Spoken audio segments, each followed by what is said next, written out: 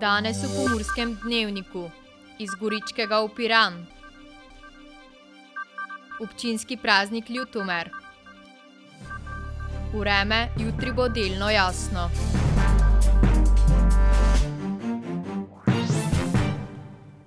Spoštovane gledalke, cenjeni gledalci, lepo pozdravljeni. Poznate Kreslinovo pesem Iz Goričkega v Piran? No, vsekakor je to pot pozna 17-letni Marko Lovrenčič iz Moravskih Toplic, ki jo v manj kot 18 urah kar prekolesaril. Pridružil se nam je v studiu, kjer nam bo zaupal, odkot ideje za tovrsten kolesarski podvig, kako so potekale priprave ter kakšna je bila pot. Lepo pozdravljen. Dobre. Torej, morda za začetek, odkot sploh ideja za kolesarjenje po poti iz Goričkega v Piran? Ja, praktično je tako bilo, da smo že z očetom in z sestro smo začeli kolesariti, ko sem jaz bil v 3. razredu, sestre pa v 1. Začeli smo tako, da smo šli z kolesom in z šotorom malo po Prekmurju in smo kampirali. Prvo na Bukovniškem jezeru, nato v Lendavi in tako malo smo šli okoli v Banovce, da smo dopust izkoristili nekako drugače, da nismo se dol peljali na Hrvaško, na morje in bi ta pot praktično do morja vse minila v avtu. Potem čez par let smo se odločili, da gremo na malo daljšo pot, da gremo z Goričkega v Piran oziroma iz Moravskih Toplic, tako kot pravi Kreslinova pesem. In nato smo šli 3 in 4 leta nazaj, smo se že dvakrat podali na to pot. Enkrat smo naredili 500 km, drugič pa 600, ker smo šli enkrat po severni, drugič pa po južni meji. No in potem se mi je lansko leto ponudila ideja, da grem krog po Prekmurju in sem naredil tam nekje 140 km v enem dnevu. In nato sem si mislil, da moram to še nadgraditi malo, za to leto, da bo malo višji podvig. Pa sem si mislil, da smo že šli parkrat z Goričkega v Piran, s tem, da smo prespali več dni. Zakaj pa ne bi jaz šel potem zdaj v enem dnevu vseh teh 348 km. Kolo sem imel tudi primerno, tako da sem se odločil, da si dam višjo stopničko in da se podam na to pot. Se pravi, se s kolesarjenjem ukvarja že kar nekaj časa. Kako pa so potem potekale priprave na to pot? Si potreboval veliko treninga? Tako je, z kolesarstvom praktično se ukvarjam že kot mali. Fejst rad sem se vozil za kolesom med njivami, potem ko smo šli z očetom pa z sestro tudi tako malo po Sloveniji. Priprave pa so potekale tako, da sem se že začel pripravljati septembra oziroma oktobra. Mogel sem izbrati kolo, katero sem si kupil, da je primerno za cesto, pa da je ustrezno meni. Gledati sem tudi že začel pot, kako bom kolesaril, kam bom zavil, na kateri cesti bom se vozil. Ja, in takrat sem si na začetku oktobra napisal datum, katerega bom šel. Dal sem na Instagram, na socialna omrežja, da sem napisal, da grem. Zato, ker je potem že ta mentaliteta, da nekomu poveš, da nekam greš, boš imel večjo verjetnost, da boš tudi to opravil, to pot, ker je takšna mentaliteta, kot sem rekel. To mentaliteto sem dobil že na treningih breakdansa, katerega tudi treniram. Nam je naš trener velikokrat povedal, da naj si nekam zapišemo naš cilj. Zelo dober trener Dejan Zečevič. Ja. In potem sem si ta cilj zapisal, 348 km v enem dnevu z Goričkega v Piran, in sem se list nalepil na omaro, da bom vsak dan gledal, pa bom vsak dan bliže temu, da bom treniral. Da se boš odpravil na pot. Ja, tako je. Pa si se potem točno na ta datum tudi odpravil? Ja, oziroma ne, zdaj bilo je tako, da sem si jaz prvo zadal 9. julij. Nato pa je oče rekel, da takrat bo še bolj vroče, kot pa je bilo. Takrat, ko sem se odpravil, pa sem si zato za en teden prej prestavil to pot. Potem pa je tako bilo, da je kazalo prvo, da bo dež. In nato sem si mislil, za soboto prestavim na nedeljo. Bo boljše tako. Potem pa je prišel petek in pa takrat sem imel jaz še predavanje za CPP. Ob 5. oziroma ne, ob 2. sem pravil kolo, da sem ga pripravil. Potem pa mi oče pove, da je pogledal napoved, pa da ne bo dežja. Potem sem mogel hitro iti na predavanje, od predavanja nazaj sem šel uro prej, zato ker sem mogel iti spat čim prej, da sem se lahko potem ob 12 večer zbudil. Da sem se odpravil na pot z očetom proti Hodošu, z avtom. Ja, spal sem lahko samo 3 ure, ker sem bil tako sem bil navdušen nad to potjo, da nisem mogel zaspati, čeprav sem si en teden že prej nastavil tako, da grem spat ob 5 popoldne in se ob 2 večer zbudim, da bi mi bilo lažje, a kljub temu sem lahko samo 3 ure spal. Pot pa se je potem začela zgodaj zjutraj.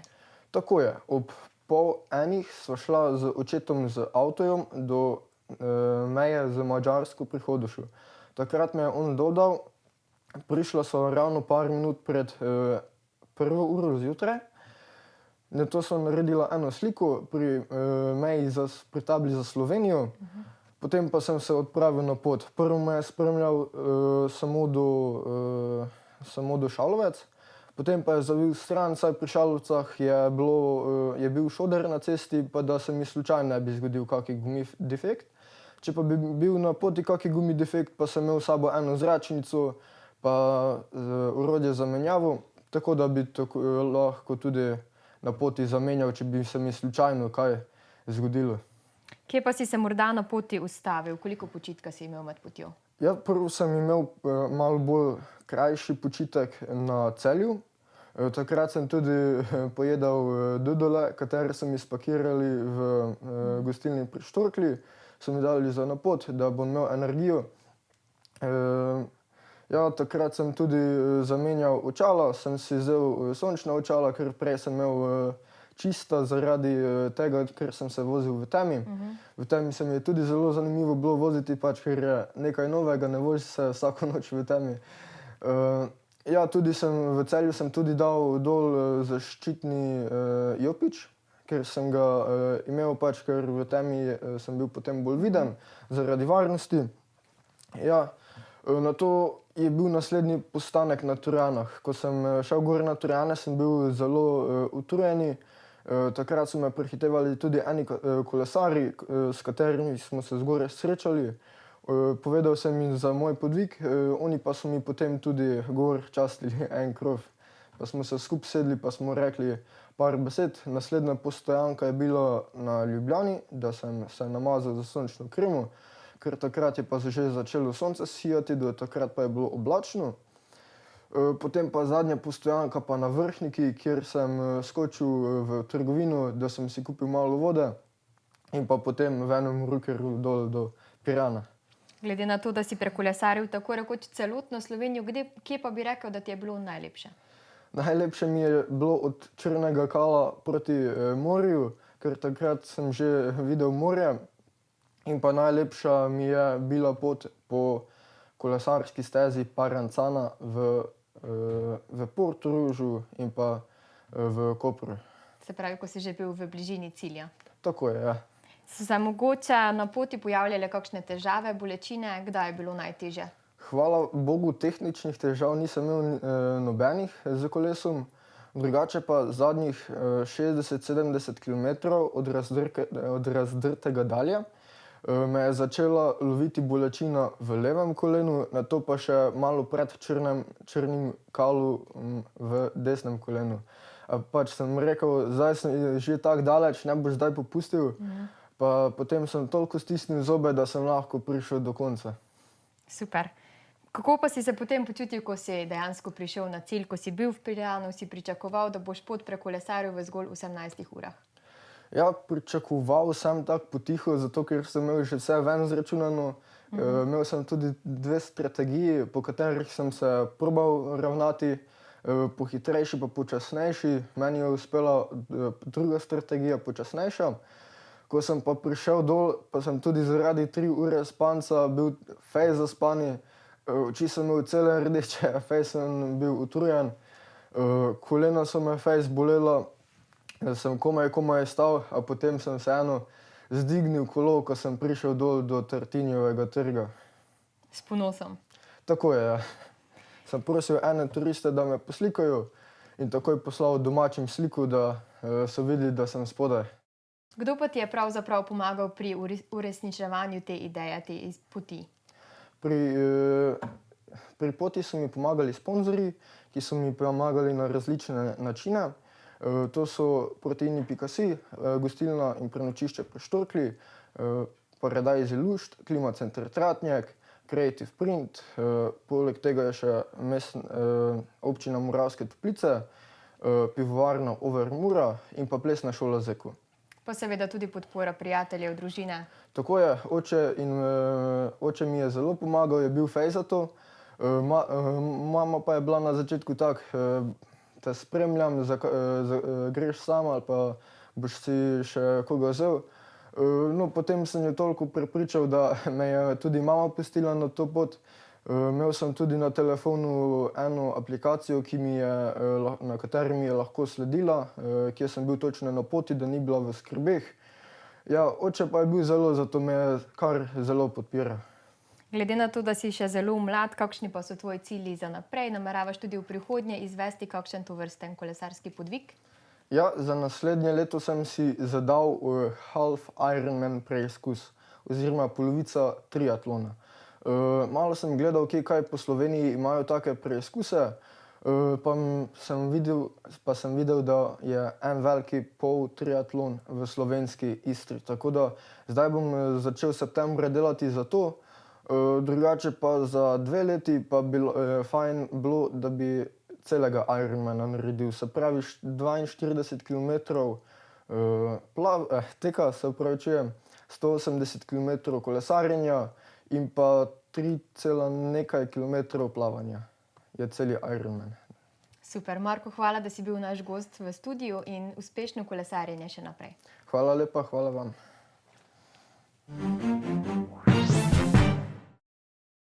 V petek se začenja 10-dnevno praznovanje 66. praznika občine Ljutomer. V ta namen so pripravili številne dogodke, delavnice in aktivnosti, ki bodo tudi tokrat temeljile predvsem na povezovanju občanov in vrednotah. Letos smo seveda poudarjali prleške vrednote čez celo leto in tudi vinsko kulturo.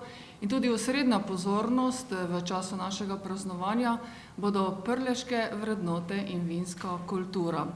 Tako da smo si nekako zastavili tudi po dnevih poudarek nekaterih vrednot, ki nas delajo prepoznavne. Prvi dan praznovanja občinskega praznika bo tako na primer temeljil na pripadnosti, drugi na marljivosti, tretji dan pa na vztrajnosti. Svojemu namenu bodo ob tej priložnosti predani tudi novi objekti in prenovljene poti. V času praznovanja bomo seveda predali svojemu namenu kar nekaj odsekov cest.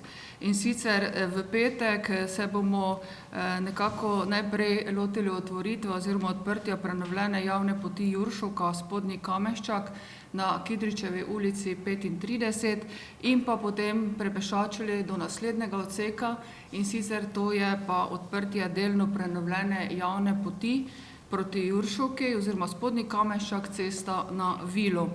Vrstili pa se bodo tudi številni glasbeni dogodki, ki jih bodo povezovali z tradicionalno prleško kulinariko, postavljanjem klopotca in sejmarjenjem. Prleški sejem, ki bo po 2 letih ponovno zaživel v svoji tradicionalni podobi.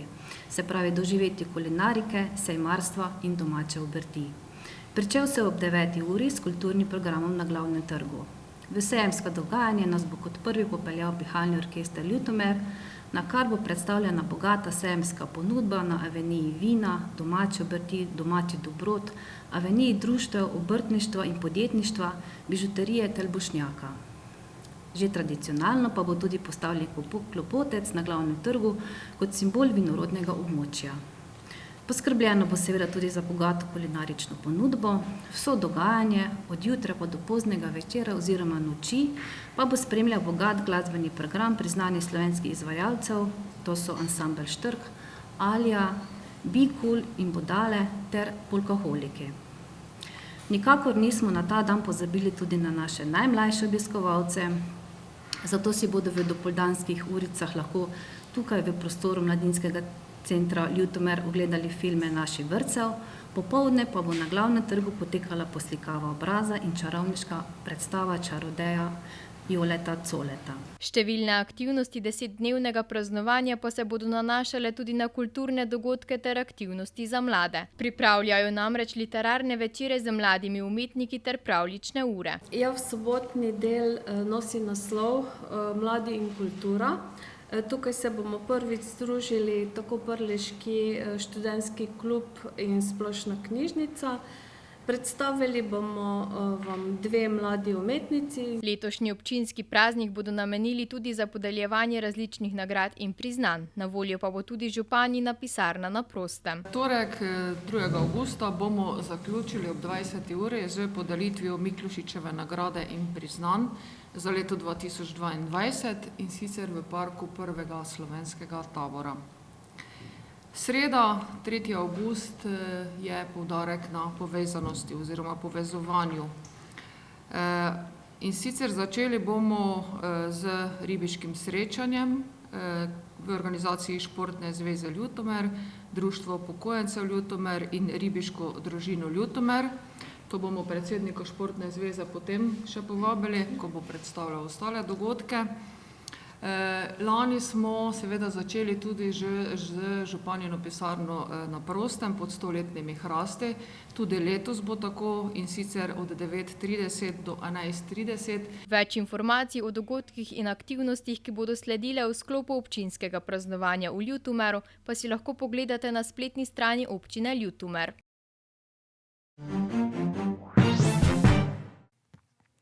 Za konec pa še preverimo, kakšno vreme nas čaka jutri. Danes smo imeli pretežno oblačen dan s temperaturami okrog 25 stopinj Celzija. Opoldne smo v Krajinskem parku Goričku in Radencih namerili 26, v Lendavi 25, v Murski Soboti pa 24 stopinj Celzija. Jutri bo delno jasno, zjutraj bo po nekaterih nižinah kratkotrajna megla. Zlasti popoldne bodo na severu možne posamezne plohe in nevihte. Na Primorskem bo pihala šibka burja. Najnižje jutranje temperature bodo od 13 do 18, na Primorskem okoli 20, najvišje dnevne pa od 25 do 29 stopinj Celzija. Najnižje jutranje temperature bodo v severovzhodni Sloveniji, v Murski Soboti in Mariboru od 17 do 19, dnevne pa okrog 30 stopinj Celzija. V četrtek bo sončno, burja na Primorskem bo nekoliko ponehala. V petek bo delno jasno in znova bolj vroče. Popoldne in zvečer bodo predvsem na severu možne krajevne nevihte. Temperature v naših krajih se bodo zjutraj gibale od 17 do 20, čez dan pa od 30 do 32 stopinj Celzija. To smo za vas pripravili v današnjem Pomurskem dnevniku. Več informacij o dogajanju v Pomurju pa najdete na naši spletni strani www.tvdeja.si. Ostanite v naši družbi in nas videnje do jutri.